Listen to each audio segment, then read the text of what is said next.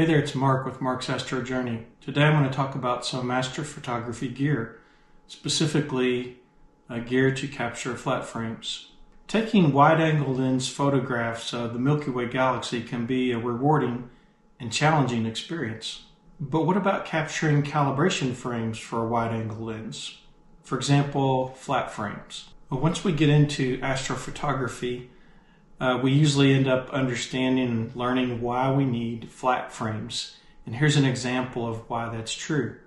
We can see how that in our optics or image train, there might be dust moles or little spots that develop on the optics surfaces. And this ends up getting reflected in the images we capture, and we can really see it brought out in this flat. And really, sometimes this can happen in an amazingly short period of time.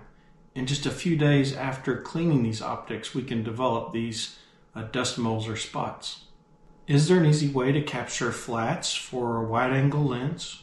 If you look at the online forums where people talk about this, you'll hear different experiences. I saw where some people said they never used flats for a wide-angle lens.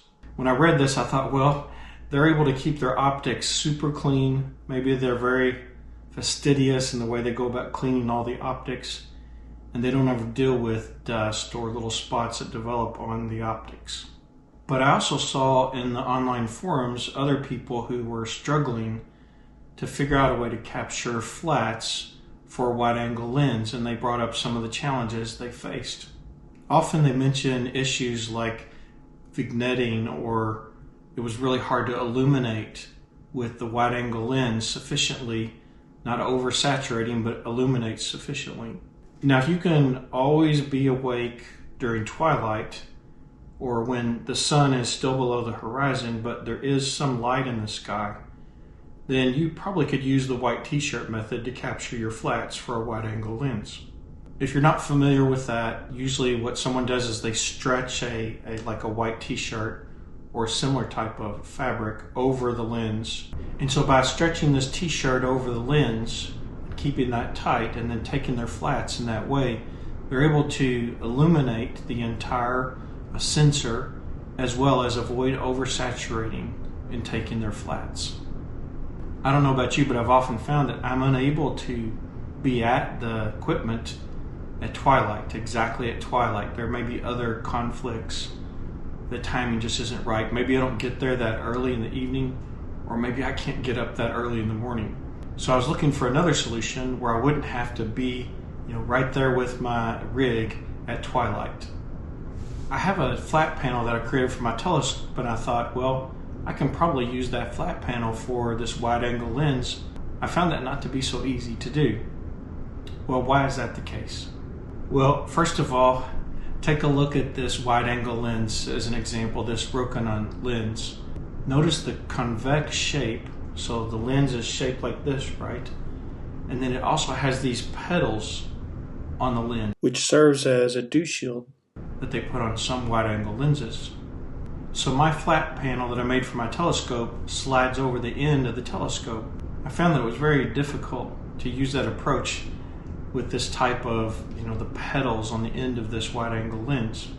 There was no way to really set the flat panel on there and for it to seat properly or be the right distance even from the lens.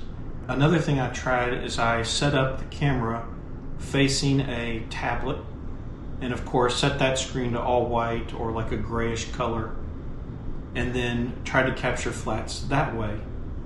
And then I also tried it with like my computer monitor, which is bigger than the tablet. I couldn't quite get the right mixture of illuminating the sensor fully and also not oversaturating and not having that vignetting around the corners.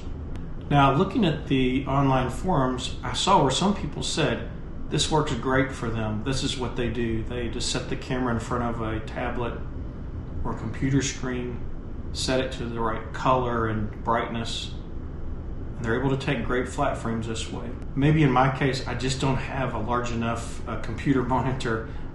I don't know, I didn't try the television screen, which is really big, but maybe that would work better. But I couldn't get any of the monitors to work. So I decided to have a go at making a flat panel box that I could use anytime I wanted to capture the flat frames for my wide-angle lens. In this video, I'm going to walk you through my solution, and of course, you may have other ideas, better ideas, more innovative ways, but maybe there's something in the solution I came up with that you can use and adapt to your circumstances and your preferences. First, before I go into showing you my solution, I want to give you the context of where I'm coming from. So I started amateur astronomy and astrophotography in February of 2022. So far I've found astrophotography and amateur astronomy to be kind of a really rewarding hobby. When you capture an image of something like the Great Orion Nebula, which is a favorite target of many amateur astronomers, it's really cool to see the final image after you spend the time capturing the data and then process it. And then with deep sky objects, we can even do mosaics, right? And capture something like both the Heart Nebula and the Fishhead Nebula together in one image with our mosaic. But along the way, I've kind of always been having this nagging at me that I also wanted to do imaging of the Milky Way galaxy, because we can see the band of the Milky Way galaxy in the night sky. Now, of course, imaging the Milky Way galaxy presents some different challenges and likely some different techniques to address those challenges. But I think that it's definitely possible to apply some of the learnings from astrophotography of deep sky objects to the Milky Way galaxy as well. Now, of course, I can't always change my location where I'm working from. It's not always going to be possible to go to a dark location where there's almost no light pollution, ideal circumstances. So I am going to be dealing with one of the bigger challenges is light pollution. So I've been doing my deep sky astrophotography work with dedicated astrophotography cameras, and they're all ZWO cameras that I have. So I don't have like a Canon EOS camera or something like that can directly have a wide-angle lens connected to it. Now, I mentioned Canon EOS. There are many different options, of course, and a wide variety of cameras out there that will work with wide-angle lenses. But given the fact that I do have several ZWO dedicated astrophotography cameras, along with the fact that when you're trying to do your focusing for photographing the Milky Way, it's really ideal to do that focusing manually, then I really didn't see it as a barrier to me attempting to get into this that I didn't have like a Canon EOS or one of the other type of cameras that you could just pop a wide-angle lens on. And the reason I was thinking this way is because ZWO makes an adapter, and that adapter lets you attach a wide-angle lens like the Canon EOS category of lenses to your ZWO camera. And again, since really I'm going to be doing manual adjustments to the lens, the focus and the aperture, then really it's not that important that I have that electronical connection where that lens twists into the camera body, and that gives the camera control of various features on the camera lens. But that's not going to be that big a deal because I'm going to be setting those things manually anyways. So for this reason, I chose a wide-angle lens that supports manually focusing and manually setting the aperture. Now you might be asking yourself, why get the adapter for the ZWO camera that has the filter drawer in it? You might be thinking, photographing the Milky Way, it's better not to even use a filter. But notice here the light pollution map of where I'm located at. And you can see here that I'm in a Bortle 6 area. So even though it's true, it would be ideal to go to a dark sky location with little light pollution, the reality is I'm not going to be able to do that every time. And I can fine-tune my skills and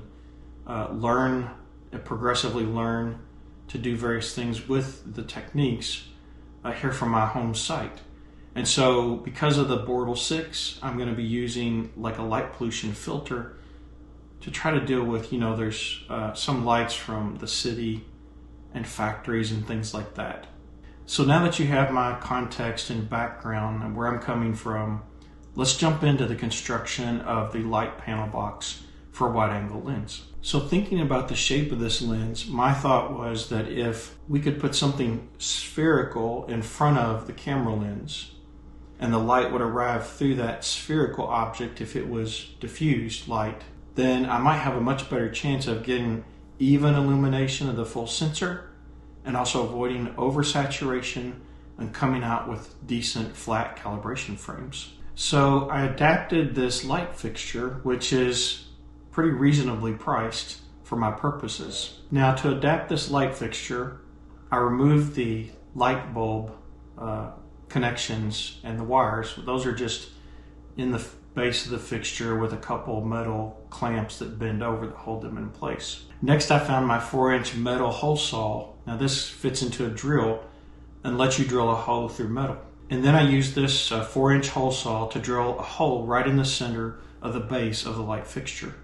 Now, word of caution, if you were going to try this, these metal hole saws that you use in a drill, these things are really sharp. They can cut you, but also when you're running the drill to cut this hole through metal, they can kind of grab and catch and kick. So a person has to be really careful and watch where they have their hands, or if they have like loose clothing on, they don't get their clothing near the drill or that hole saw. And you don't want to get caught up in that thing because it's really going fast and it's pretty sharp. The other thing is once you cut the hole through a piece of metal with one of these hole saws, it can leave like some little jagged edges or like little tiny fragments of metal sticking up where the hole edge is at. And so what I did is I took a metal file and I kind of took the file and worked off all those rough edges. I also have a Dremel and it has one of these sanding bits on it, and I put the sanding bit on the Dremel, and I just also went around there with that first because it's always helpful to have some power if you're trying to do something on metal that requires sanding or grinding.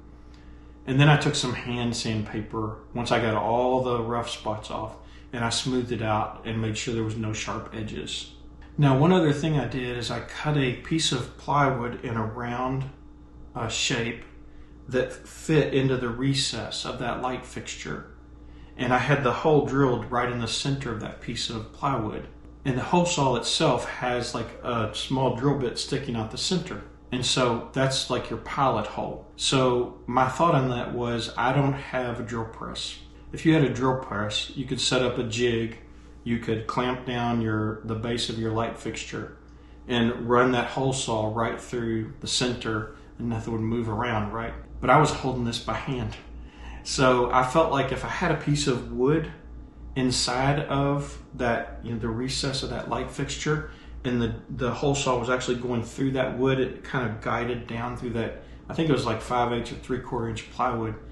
It would also help keep that hole saw from jumping or getting out of place and try to move around. Because sometimes when you're drilling anything through metal, there's a tendency for it to move around a little bit when you're first starting. So I took this plastic storage tub, and it was see-through. It was transparent. I think obviously they do that so that when you're storing items in a storage tub, you've got them up on a shelf or wherever, you can look directly inside and see what's in there. So I painted the inside of that with like an off-white paint, as well as the lid. Obviously, this would be much easier to just get one that's not transparent and maybe a solid color, and then you wouldn't have to worry about painting the inside of the tub or the cover. I was only doing that painting to prevent the light that's going to be inside the box from escaping. That's mostly why I painted the inside of the box. So I took the same 4-inch hole saw and the drill and drilled a hole directly in the center of the lid of the storage box. This particular storage box has these nice clasp type on the handles of the box, and they're not flimsy at all. I mean, it really kind of locks onto the lid. So this lid is going to stay on the box really, snug if I need to turn the box over, which you'll see why I'm mentioning that. So this light fixture base has 2 holes in it, which are for mounting to the ceiling normally. And so I actually found a drill bit that fit exactly in those metal holes, and then I marked the position of those holes on the inside of that container lid, and then I drilled those holes because I want to be able to attach the light fixture base to the inside of the container lid. I don't know about you, but I have several organizers of spare nuts and bolts and washers and all kinds of things like that, because you always have some left over when you buy them at the hardware store. And so I rummaged through there and I found these nuts, bolts, washers, and some nylon spacers that work perfectly to mount this light-based fixture to the inside of the storage tub lid. And here you can see where I attach the light-based fixture to the inside of that lid with that hardware. Next, I assembled the globe onto the light fixture base, and that's done by just you insert the globe inside there, and then these 3 little set screws around the perimeter, and you just tighten those down snugly, and it holds that globe inside the light fixture. Most people have taken these off to change a light bulb. After that, I installed 4 of these LED lights on the inside of the lid. And these LED lights came with like a double stick tape, and I think it was like in a small square, it may have been round, and basically just adhered those pieces of double stick tape to the inside of the lid where I wanted to put the LED light, and then put each LED light there. One key thing about this is you can't get the LED light too close to the outside edge of the lid, because the lid's going to go over the container, right? And so you might run into like the edge or the inside contours of that container when you're putting your lid back onto the plastic storage container. Each of these LED lights has a USB cable, and there's a dimmer inline in that cable. And I thought this would be a really handy way to control this, to have that be USB, so I could just connect it to either a power strip with USB ports or even a computer if you had one with 4 USB ports. Now next, I used these routing or retaining clips that came with the LED lights to kind of route the wires on the outside of the lid, so that there's 4 wires, and I didn't want all those wires just dangling everywhere. So I kind of routed them over to one edge so I could keep them over on one side when I need to plug them in. So let's have a go at it and see how this thing works. For now, I'm just putting a couple cardboard boxes on the table so that I'm turning the flat panel box over, and I'm going to set it on there with that hole facing down. And that way the camera can stick up through the hole, but it's elevated enough that the camera lens won't be touching the inside of the globe of the light fixture. So now I'll place the camera near the center of where I'm going to place the flat panel box and connect it to my computer. Then I'll just gently set the flat panel box over top of my camera on those cardboard boxes, which I have there to set it on.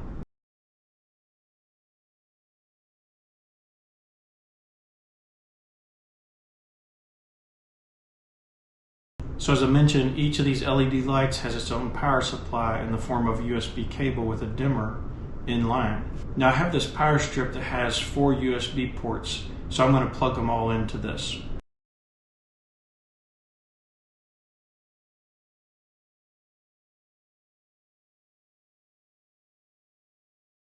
The way this dimmer works on these LED lights, if you press and hold the dimmer, it's either going to brighten or dim the light depending on what state the light currently is in.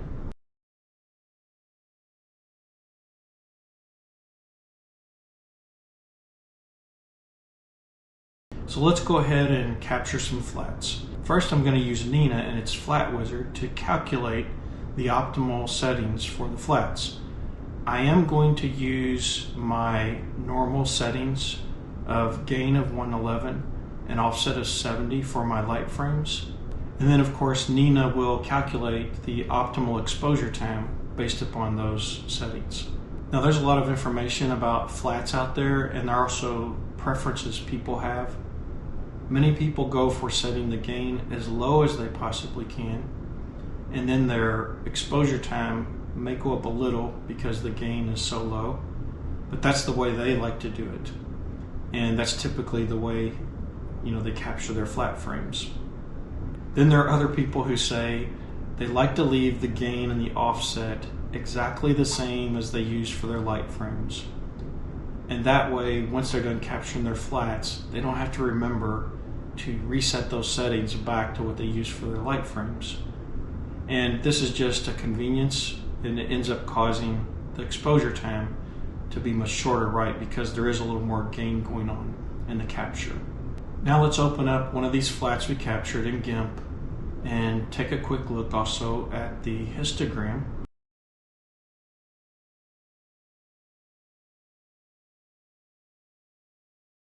Let's look at the same flat using PixInsight, and we'll peek at the histogram in here. Once we select our image, we just have to click the checkbox on the histogram dialog, and we see the histogram for this image. Now I'm going to capture some flats using SharpCap just to show another way, since I ended up using Nina's wizard. I'll just do it manually here. I will set the gain to 111 and the offset to 70. And then I'll have to look at the histogram and manually adjust the exposure time to try to get the histogram where I want it. I want it to be a little bit to the left of midway, so a little bit less than 50% or near 50%.